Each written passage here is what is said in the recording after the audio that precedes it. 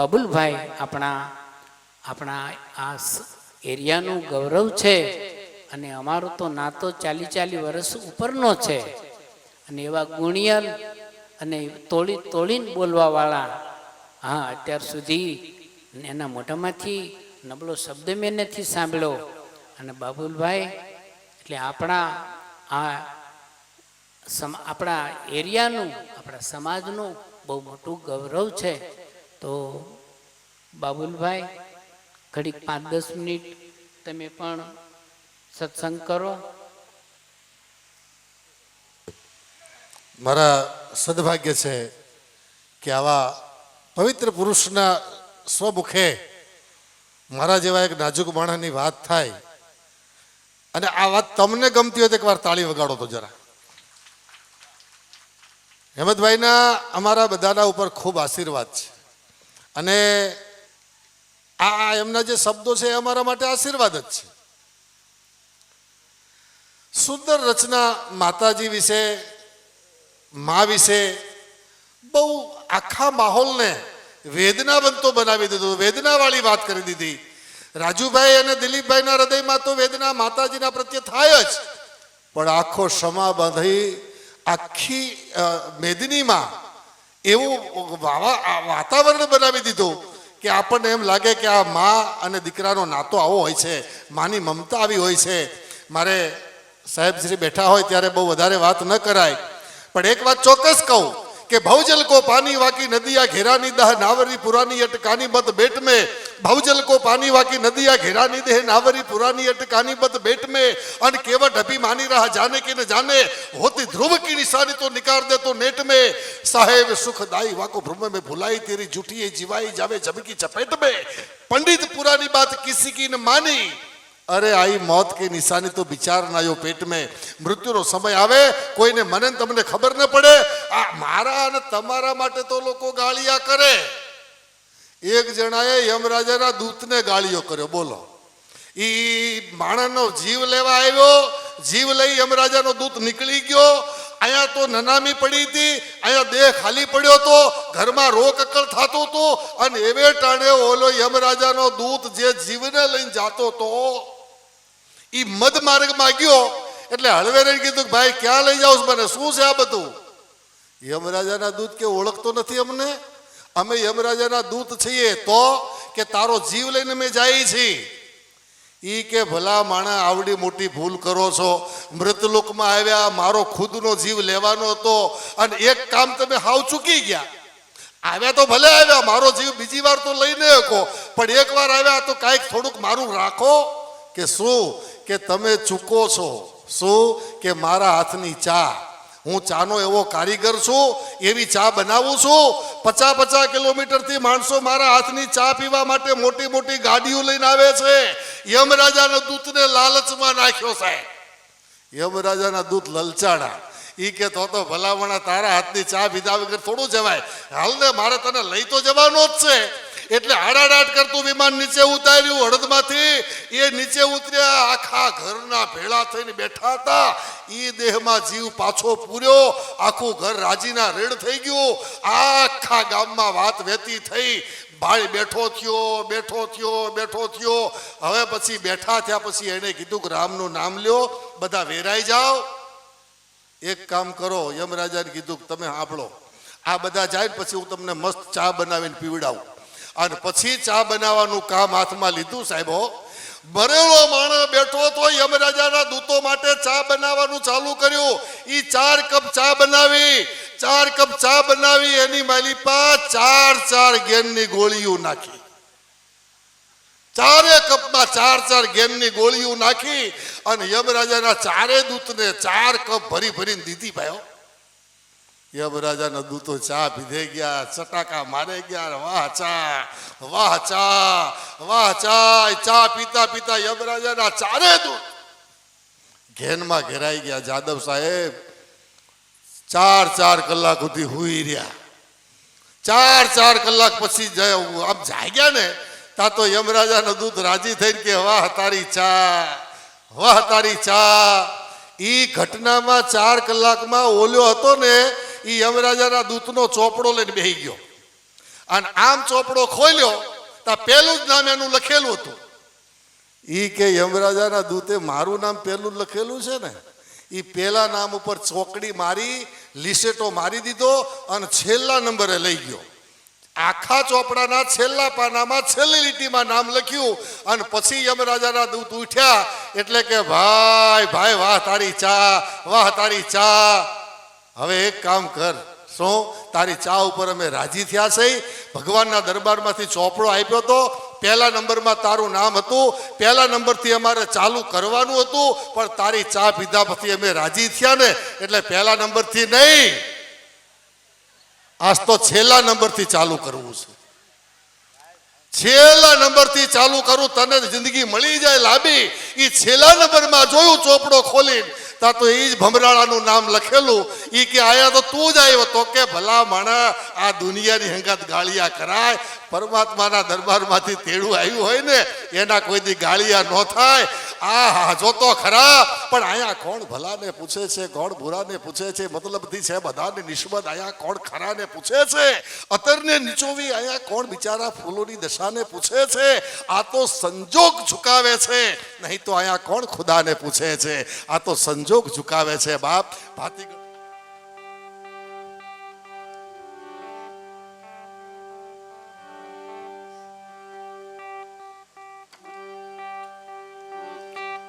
પરલોકે સુખ પામવા કર સારો સંકેત, હજી છે બાજી તારા હાથમાં, માટે ચેત ચેત જીવ ચેત.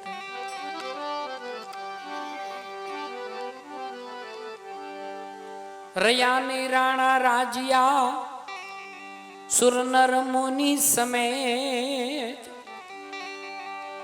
એ તું તો તરણા તુલ્ય છો, માટે ચેત ચેત જીવ ચેત.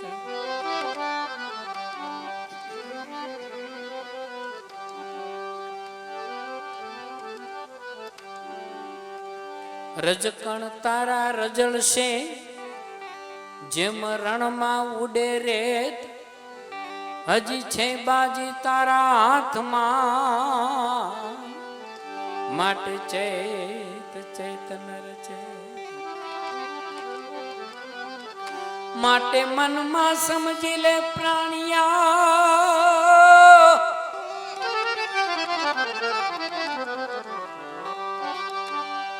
એ જ મનમાં સમજી લે પ્રાણિયા, વિચારીને કરવે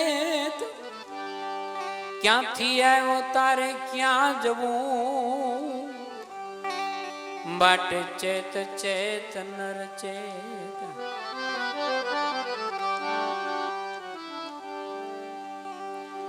જીવ સાને ફરે છે એ ગુમાનમાં, હે ગુમાનમાં તારે રેવું પાડાના મકાનમાં.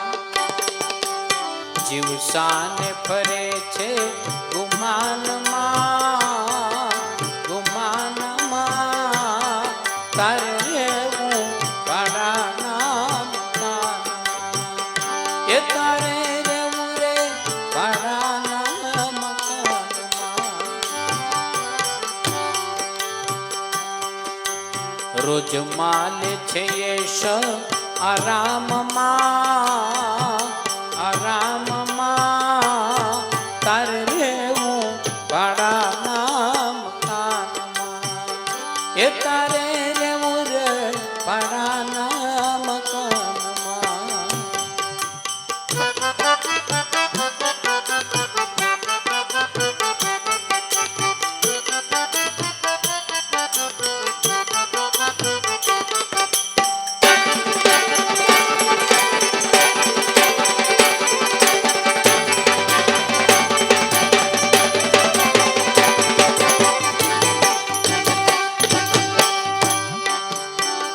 માનીને મારું રે મકાન કરે રંગને રોગાન, માનીને મારું રે મકાન કરે રંગને રોગાન જાણે કાયમ લીધું હોય વેચાણમાં વેચાણમાં તારે રહેવું ભાડાના મકાનમાં એ તારે રહેવું ભાડાના મકાનમાં.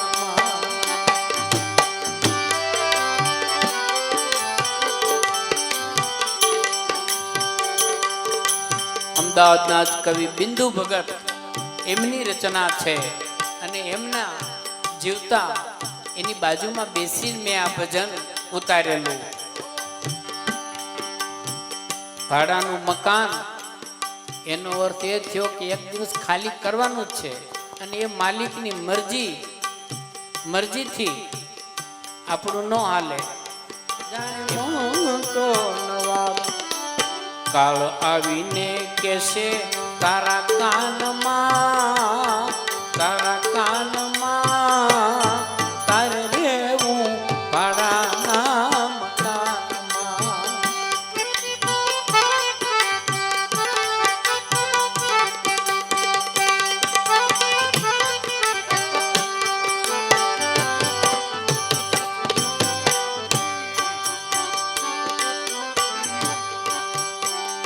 એ લેશે જમડા જાલી કરો પળમાં ખાલી એ કોઈ કામમાં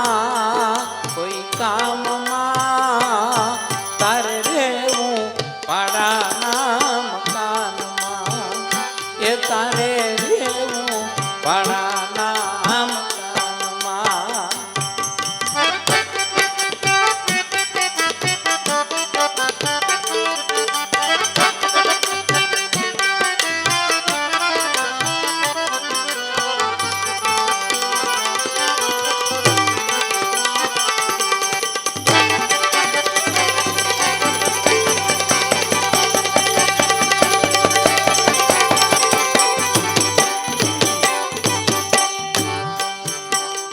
એ થાશે હુકમ નામું નહીં ચાલે બાનું